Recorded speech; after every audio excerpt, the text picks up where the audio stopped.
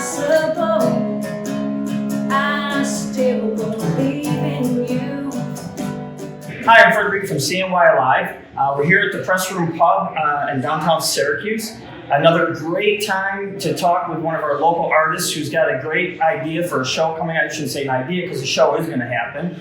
And she's here to talk about it. And I want to welcome Jackie Pop to CNY Alive's interview. Hey, Fred, thanks for having me. You're welcome. Thank you for coming down. It's a pleasure. So you got some things going on, but in case people don't know, like we just found out that Pop is not your actual last name, and I'm not going to try to get into that one, but That's the reason it's Jackie Pop. because we don't have we don't have that wide of a quote. No, we went through. Okay, so anyways, what I want to ask you first is, tell people a little bit what got you started in music. It's a fairly interesting story because my father loved music. He's a real lover of music, and his father played piano growing up and had perfect pitch, and so it was part of how they grew up. A very Polish family, so it was a very warm feeling, I imagine. Even though I did not know that time in history, it was clear that my dad really took music, and it was like everything to him. So I have 3 sisters, so there's 4 girls in my family. And my dad would always be singing and playing music, and he didn't play a lot of instruments. He dabbled in bass guitar for fun. But one year we went on a family vacation in Canada, and there was a karaoke machine, and we stopped as a family to sing a song. My dad wanted me and my sisters to sing a song. So we picked one out, and it was Whitney Houston's Let's Hear It for the Boy. And me and my sisters each picked a verse, and we went into the studio, the little booth. And I'm talking, this is old school. This is when karaoke was just starting. It was 8-track. So that gives you an idea as to how far back that was. And we sang it, and we had so much fun. And my dad was over the moon proud. He played that cassette. I gave it to you on cassette, thankfully, not 8-track. But we got our cassette, and he played it over and over and over, and he became obsessed with the idea of us bringing it from Canada, the karaoke machine, into New York. So my father convinced my mother, it was a bit of a controversy, to purchase this Pop Lasky Sing Like a Star, is what it was called.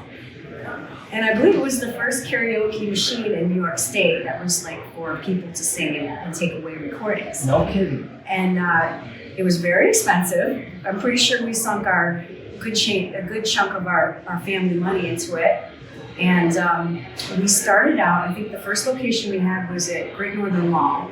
Not Great Northern, Marketplace Mall, which is defunct. Yes. Now, Yep. Remember. It used to be Pencam.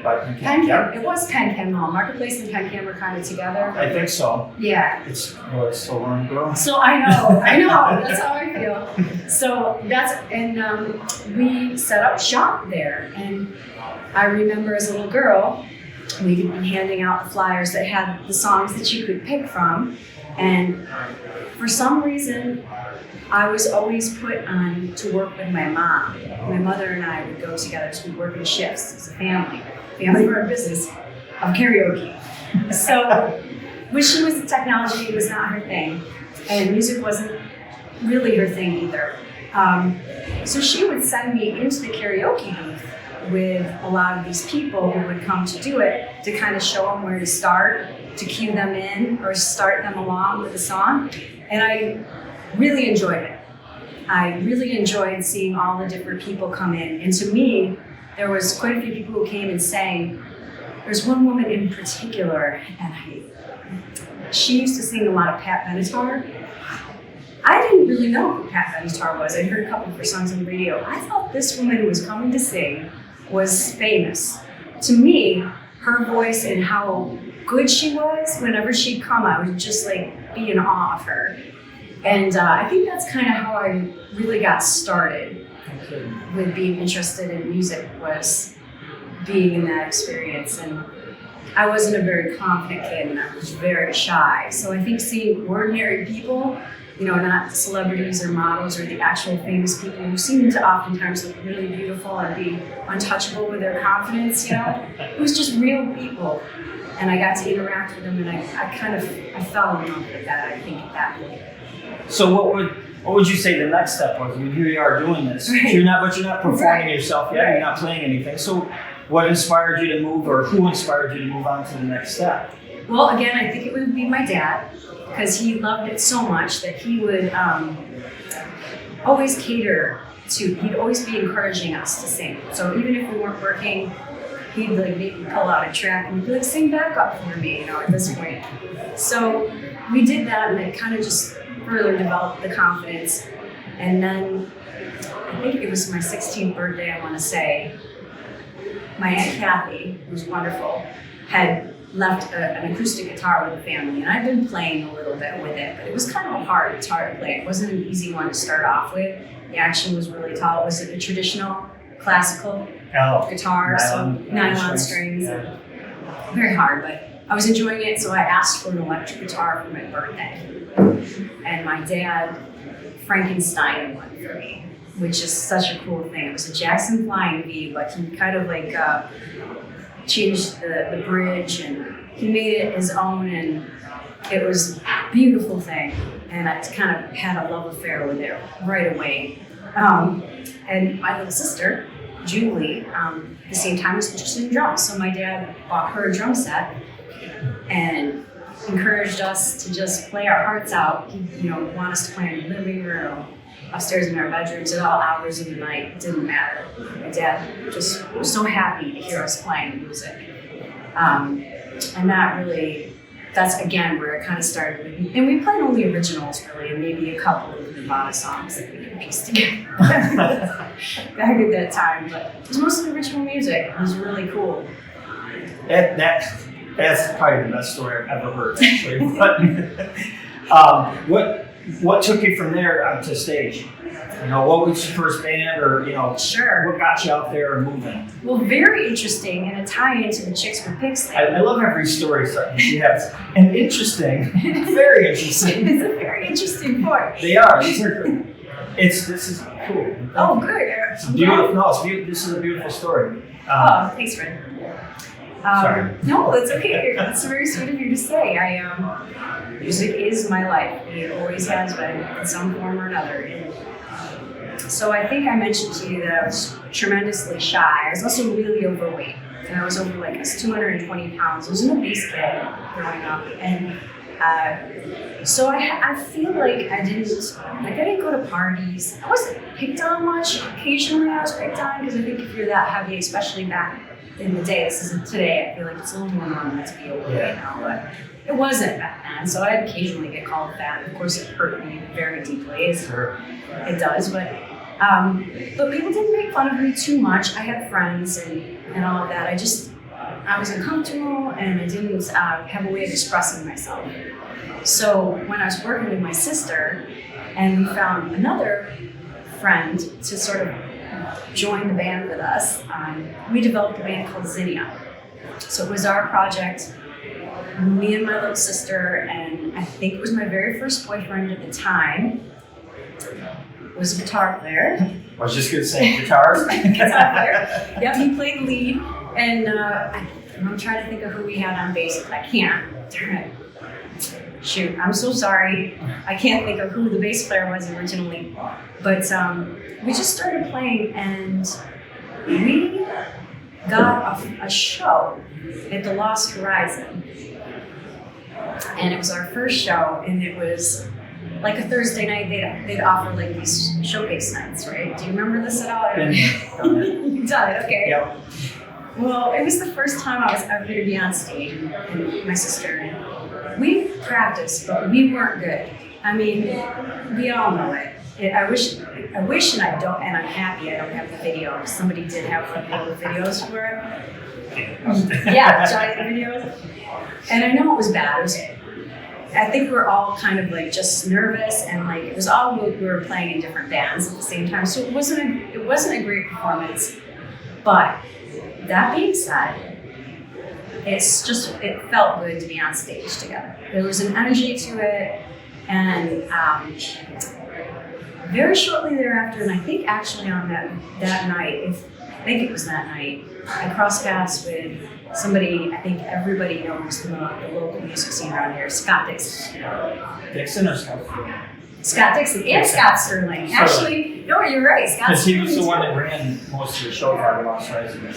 he did the sound for that show. Yep. And to be very honest with you, I know Scott Dixon now, or Scott Sterling as an adult, and I love him. You know, and he liked me back then too. It's kind of a painful story, but he was a little brutal with my sister Julie, who was very young and not very good at her drums. But and now I see it as also we were young then. He was being honest with me. Oh, okay. So he wasn't physically brutal. He was, just get it no. right. Good Lord, I don't want anybody to hear that wrong. No. Sorry. Thank you. Yes. No. Brutal in terms of the criticism, in that I think he was just being very honest. Yeah. But she was just a young girl who was really self-conscious and couldn't quite handle it. So she really got hit hard by that criticism. Mm-hmm. And as her big sister, it really hurt me, of course. You know, it's like you can't really feel good about something with somebody who all feels bad. Sure.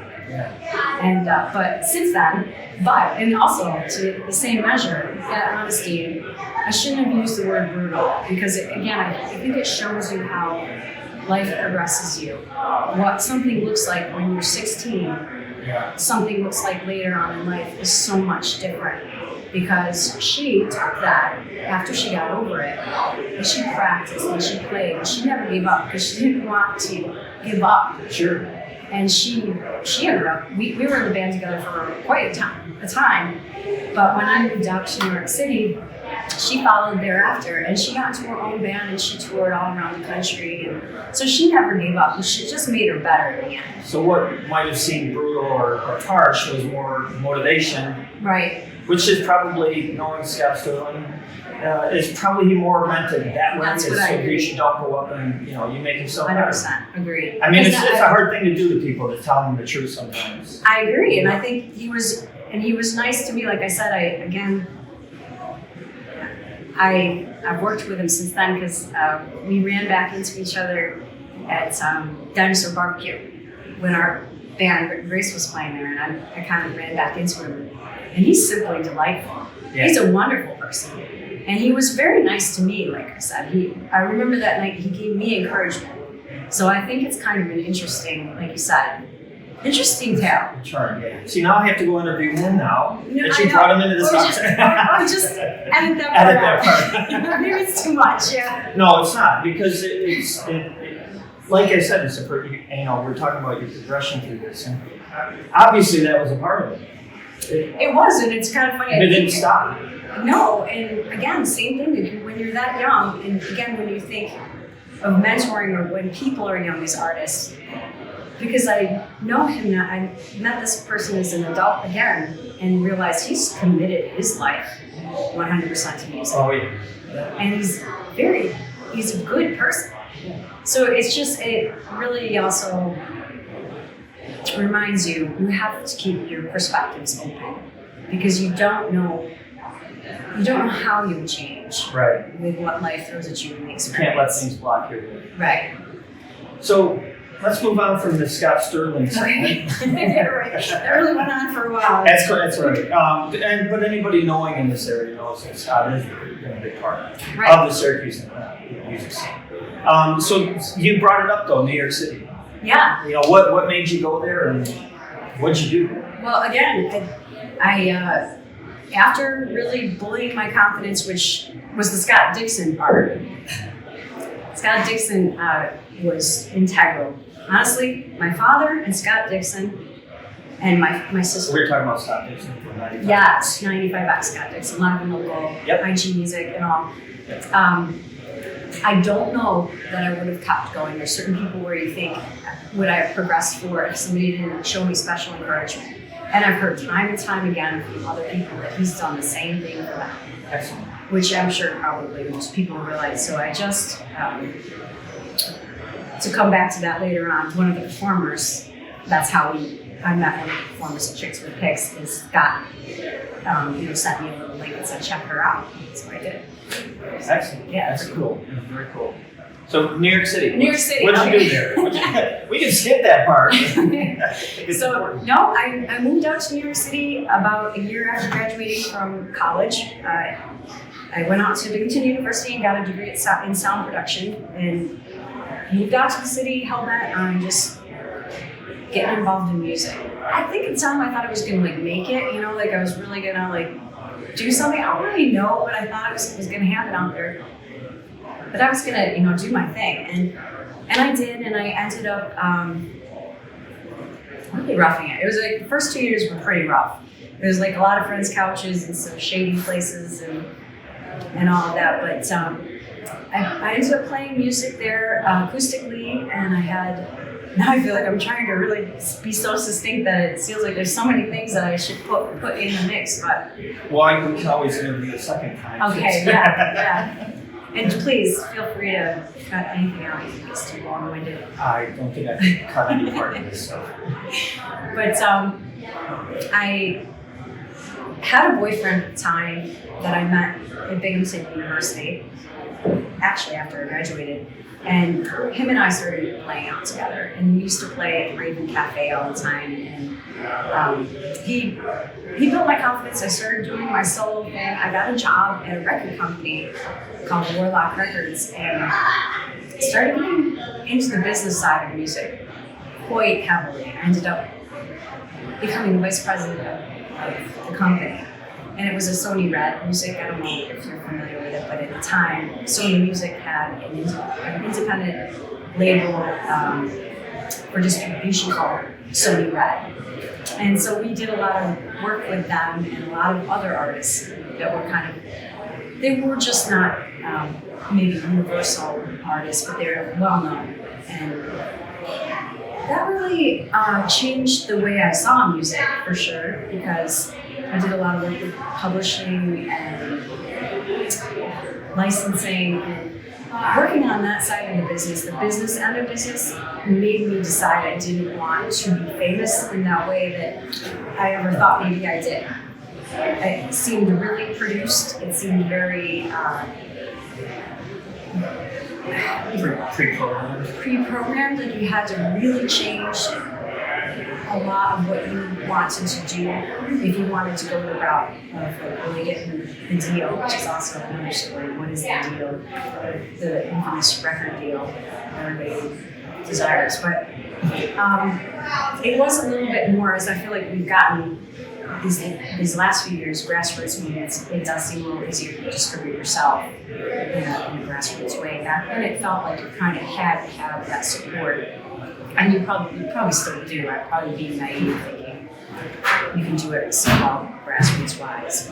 I'm going to skip around a little bit because in New York City, you had a couple of bands there and stuff, and I think you really talked more. I didn't really see this other part of what you did in New York City. I was researching a little bit. So, she's in another band. But so now with your knowledge and everything, you come back to Syracuse and you're playing. Obviously now you're in Britain Grace. You have a project that you started in New York City. Yeah. And I think this really comes along with our conversation we're just having about music in general and where to be and stuff. And you're going to spotlight a certain people. And when you do stuff like that, you really bring focus on people. And it can help them move their careers or their music forward. So without any further ado, tell me about this program. Yeah, well, it's a showcase called Chicks with Picks, and I think I wrote in the bio for the event. It kind of came up out of necessity. When I worked in New York City, it was really hard to book a show in a place that had credit, that wasn't like in a back alley somewhere where you didn't really want to go, as just a solo female particular artist playing. Usually the showcases in New York City were about an hour, so they're not like the 3-hour shows that I think are more along the lines of when you rent out a place or you play a place here. Usually you play for 3 hours and it's like one band or showcase. But in that time, you either had to have a band together that was interesting enough that the club owner would feel comfortable that you were going to draw, or you had to have your own following already. And as singer-songwriters, solo artists, even if you were around the block a million times, it was just harder to pack a place. It just was. So some of my friends, I invited them to try a showcase night, and I convinced, I think it was the Bag It In that might have been the first one, because they were really nice to me over there. I think I convinced them to give us a full night with Chicks with Picks, and it was really successful. So we made the flyers, and at the time we handed them out. I think it wasn't digital at the time. And the Xerox machines. Yeah, really, whatever you could do.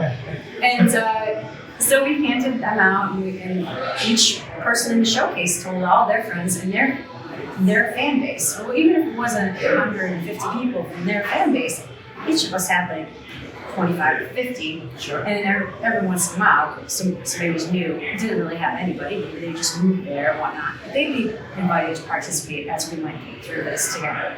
We found more and more venues that were interested in this because it worked for them, because a whole new group of people was experiencing their bar and having a great time. Everybody in the showcase enjoyed it because they were also getting exposure to a lot of other people's fan bases that liked similar styles of music sometimes, or at least were open to hearing other styles of music. Because when you're playing original and particular music, it's the people who sit and listen to original artists, I feel like they are interested in original music a little more. Well, they look for it. Yeah. They do, rather than just some music. They're open-minded or something. Right. So it worked out really, really well, and I did a bunch of them before moving out of the city, and it was really just a great experience for everybody, and everybody felt good. And they felt good that you could help each other, and we helped each other really so much, and it was a support group, and you could understand what certain struggles would be like. I think I mentioned before, it's not uncommon. I've heard many times, whether it's promoters or people who own bars, say nicely, don't really want to have you play because people aren't interested in hearing a female sing all night. I think people are afraid to share their these days. Yeah, and how do you ever make anything progress? How do you progress something if you can't talk about it? Because even thinking about that, like, how would I don't want to tiptoe around the fact that I'm trying to do a Chicks with Picks, something to showcase women, but I know there'll be people who say, we're not men. I know it. But we're here to talk about this today, and that's why I invited you here. Yeah, so that's right. to talk about this. Right. So, you know what? You'll never make everybody happy. No. So if you can start by yourself and maybe a couple people around you, then you can create something, that's what you're creating. So you have the first show coming up. Yeah. It is where? It's at Beaver Creek Bar and Grill, which is in Sangerfield, New York. It's March 25th. Doors will probably be open. They open, they have great food, so I'll really eat. But we're gonna start at 7:30, and there'll be 4 performers who are all great too. Like they don't need me to spotlight or showcase them per se, because they already have great careers and they've already done so much. But they were so quick to want to do this, to jump into again just create a spotlight for all female artists, and to just give it a space for us to create an event like this. So we have Janet Batch. I don't know if you were able to check out anything on her, but she's just awesome. She has janetbatch.com, and you can see her videos and her songs. She's released a few albums. I Am the Wolf is, I think, her recent one, and her videos are just awesome. I mean, she's just really perfected the video. I can't say enough about her. She's just really spot on. And Stacey Lynn, she's from Wisconsin originally, but she went out to Tootsie's out in Nashville. She got a job out there. She fell in love, and then she found her way to Central New York. So she's like a little gem right here in our own backyard. And she's just written some amazing songs too. She can find her at Facebook. She's StaceyLynnMusic.com, and you can find her YouTube channel. I posted one of her videos for original called Shot of Whiskey. Awesome song, really good songwriter. And we have Puddle. She's our youngest. She's just awesome, and her music is a little more it's a little bit more experimental, alternative. I would call it almost. She cites her big influences is like My Chemical Romance and the Cranberries. So it's definitely different and awesome. And she also has a video that I just put up on my Facebook page and also linked it to the event page too, so people can check her out too. So these are all fabulous artists. So no one will be disappointed for coming out. This is going to be a great night. So I'm going to see if I can do this right. So you can look down here for all the links during the video. Nice. You see everybody on YouTube. Magic. Go down there and click the links. I see that before. Except when you're working on your phone, you can't see. But anyway, so yeah, we're going to try to make sure we get those links together. But even better yet, I would suggest people don't look. Come out and find out. Yeah. But last thing I want to talk to you about is, because you also have 2 albums out. I do, yes. I do. One's called Pencils Down. They're not very recent. I think I had mentioned to you my father and how big of an influence he is. He was on me growing up in music. And he passed away about 12 years ago. And I haven't really written anything new since he passed away. And I feel like the reason I even share that is I feel like other people can probably relate. When someone means that much to you and something just changes and you wish with all your heart you could go back to feeling like you could do it, but it just doesn't happen. Try it. I haven't given up. But I'm hoping to write some new stuff and I work at it. I just haven't finished anything since he passed away. So that album was a few years before he passed away that I put that one out. And I also have an album with Zinnia that we put out. I don't think we had a name for it. It was just Zinnia. And I have 2 EPs, one with the band Paparazzi and one funk band project that I did way years ago that I don't even think I still have a copy of, which is really bad. So, yeah. Well, maybe when people come out and see Chicks with Picks, Yes.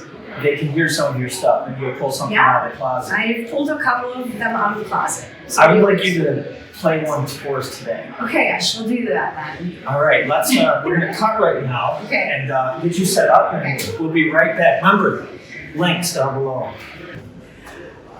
Jackie, what song are you going to play for us? I'm going to play a song called Universe Song, also Quantum Leap, aka Quantum Leap. Standing. Jackie Pop.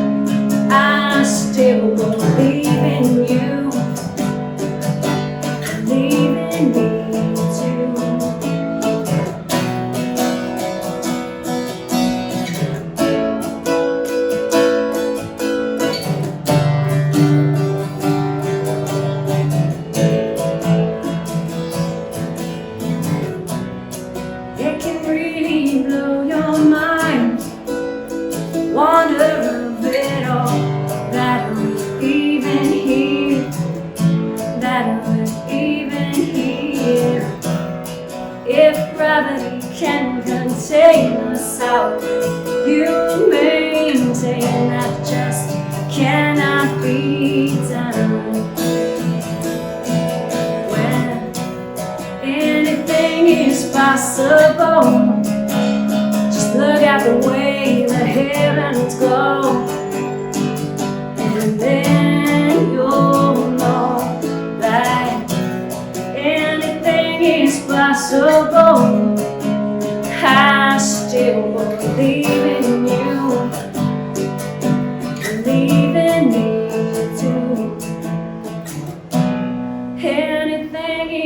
impossible night, I still believe in you.